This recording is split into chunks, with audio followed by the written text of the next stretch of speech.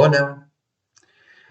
Bueno, a ver, yo no quiero obligarme a poner vídeos, o sea que pondré algún vídeo si me parece que tengo algo que decir, pero creo que entre unas cosas y otras sí que podría decir algunas cosas interesantes, y voy a ello.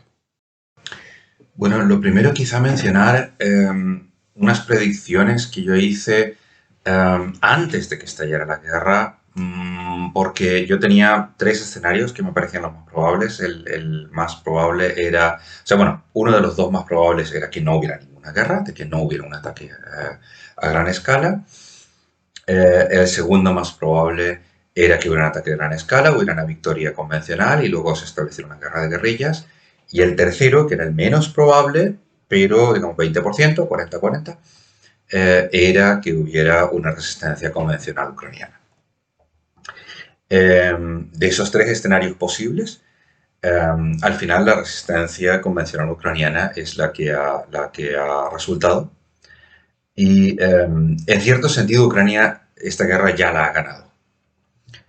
Y con esto lo que quiero decir es que el primer objetivo, el objetivo reconocido de Putin cuando comenzó esto era, por supuesto, impedir que existiera una Ucrania pro-occidental, pro-NATO, pro-europea, libre y democrática. Instalar su propio gobierno títere en Kiev y se acabó, es decir, la conquista, control total de Ucrania. En el momento en el que Putin mismo declara que se va a concentrar en el sur y en el este y que el resto del país ya no es asunto suyo, ya ha reconocido una derrota, porque ese objetivo ya no se va a cumplir. Y aunque ahora consiguiera conservar todos los territorios que tiene y ocupar el Donbass por completo, seguiría habiendo una Ucrania libre y democrática, pro-occidental, pro-europea, ahí. Y no, él no habría podido impedirlo. Y que esa Ucrania no pudiera entrar en la OTAN, pues es igual a la situación que había antes. Y que esa Ucrania no puede entrar en la Unión Europea, pues era una situación igual a la que había antes. Y lo que es peor, hasta es posible que sí quiera entrar en la Unión Europea, y aunque no entre, dispone de una cantidad de apoyos y de refuerzos diplomáticos y de tratados muchísimo mejor que antes, y el mundo está muchísimo más unido que antes contra Rusia, con lo cual es realmente una situación peor que la que había antes de comenzar la guerra. Creo que no hay una forma más clara de determinar una derrota. Ahora bien, lo que Putin ahora está intentando es manejar la magnitud de la derrota. Y en esto yo lo que veo es pues, que Putin al comienzo dice vamos a desnazificar Ucrania y nuestro objetivo es Ucrania, luego dice nuestro objetivo es el sur y el este, y ayer dice nuestro objetivo es el Donbass y punto. Y eso para mí pues indica claramente la dirección en la cual van los intentos de salvar la cara de Putin y los objetivos de Putin, que está en estos momentos, sospecho, aterrorizado. Creo que en estos momentos se ha dado cuenta de que las expectativas y las estrategias que le había manejado eran completamente erróneas. No sabe de quién fiarse, no sabe de qué fiarse. Eh, Considera de que puede ganar un ataque al Donbass y puede ganar terreno en la guerra, pero que también puede perderlo. No estás ya seguro de lo que va a ocurrir.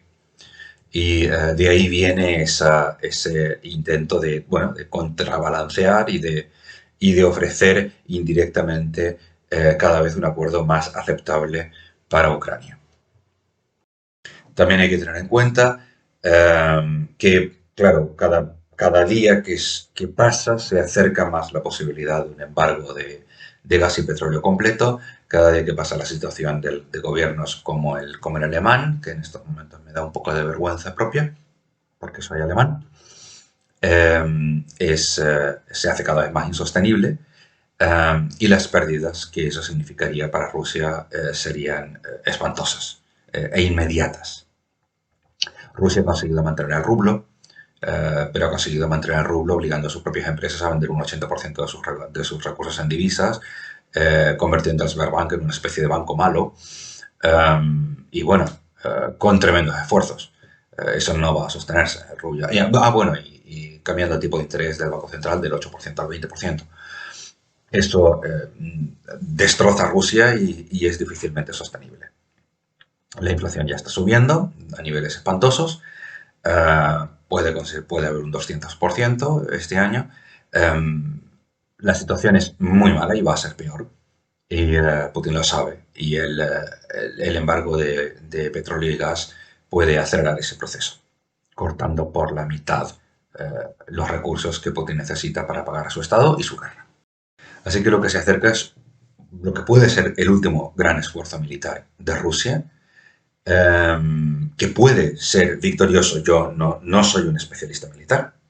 Puede ser victorioso, le puede salir bien, como le puede salir más o menos, como le puede salir horrorosamente mal y significar la debacle del ejército ruso, el destrozo de su moral y el comienzo de una contraofensiva ucraniana importante.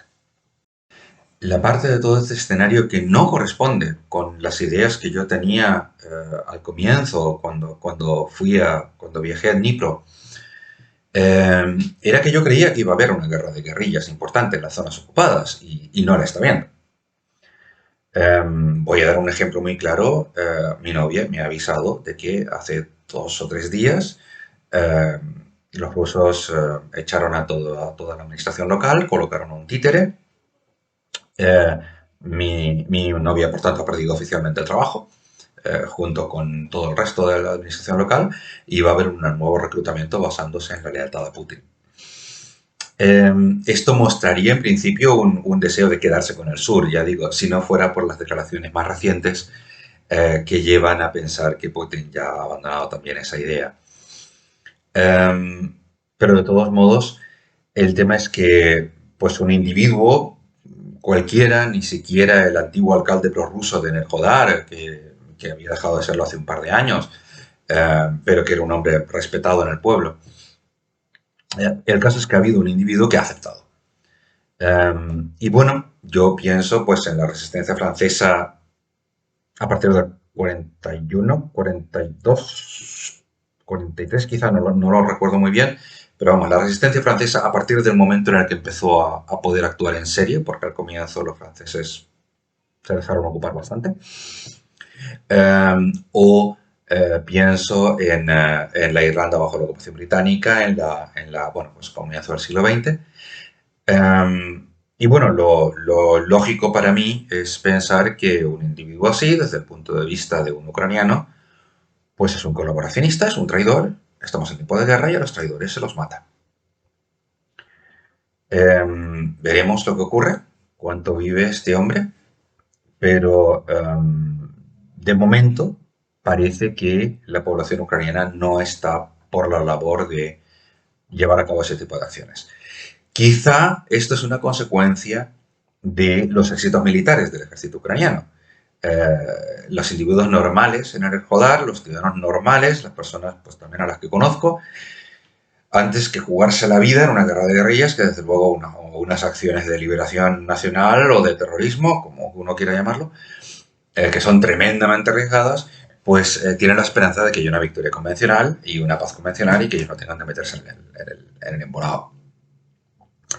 Es posible que sea esto lo que lo aclare. En todo caso, es algo que no esperaba.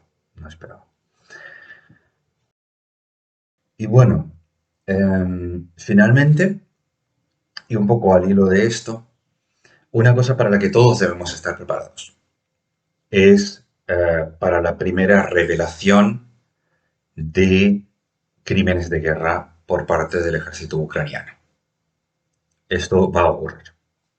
Esto va a ocurrir porque esto es una guerra con muchas decenas o centenares de miles de soldados en cada bando, millones de civiles metidos en medio. Y bueno, aunque el batallón Azov ya no es nazi, creo que en las últimas declaraciones era algo así como seguimos teniendo un 20% de nazis. Y cosas así, o sea, situaciones desesperadas y crímenes de guerra del ejército ruso a mansalva. Espantosos, abundantes y a la vista del mundo. Ante esa situación tenemos que hacernos a la idea de que tarde o temprano nos enteraremos de excesos y crímenes de guerra por parte del ejército ucraniano. Y algunas de ellos serán invenciones, Bueno, de hecho, de esos ya hay, ¿no? Pero descubriremos verdaderos, auténticos. Es algo que va a ocurrir. Si eso cambia para ustedes la evaluación que hacen de la guerra, pues allá ustedes. La mía no la cambia. Para mí es algo totalmente esperable. Finalmente, y para variar, voy a romper una lanza por Putin. He escuchado muchas veces y de mucha gente, incluyendo mucha gente a la que aprecio, eh, decir que Putin es fascista. Y quiero aclarar que yo estas palabras me las tomo muy en serio, quizá también como alemán. Y no, Putin no es fascista. Putin es imperialista, es un criminal de guerra, es un gángster, es un asesino en masas, es un asesino de masas, eh, es belicista y es un nacionalista radical y extremista.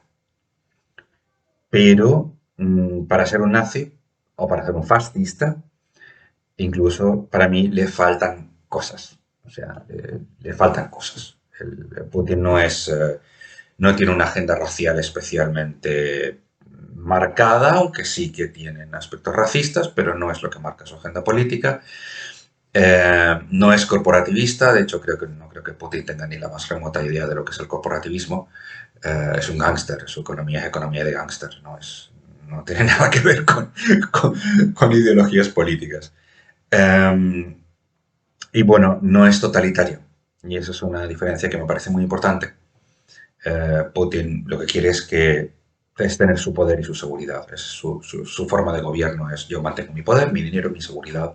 Y luego ya el resto son mis ensoñaciones de nacionalista y tal, ya les expliqué en su momento. Eh, pero no es un totalitario, o sea, en realidad le importa una mierda, de hecho, o sea, en plata, cómo viva la gente de Rusia, siempre y cuando obedezca básicamente sus designios, le deje en paz y no le cause problemas. En esto, Putin se diferencia de otros gobiernos actualmente existentes y por eso quiero remarcarlo. Quiero remarcar que vivir bajo Putin no es algo que le deseo a nadie, realmente a nadie, pero sigue siendo mejor que vivir en Corea del Norte o en China, dos países que tienen regímenes totalitarios. Y ya está, solo decir eso, que todavía hay una diferencia que separa a Putin de lo que es el fascismo. Y ya está. Pues nada, hasta otra.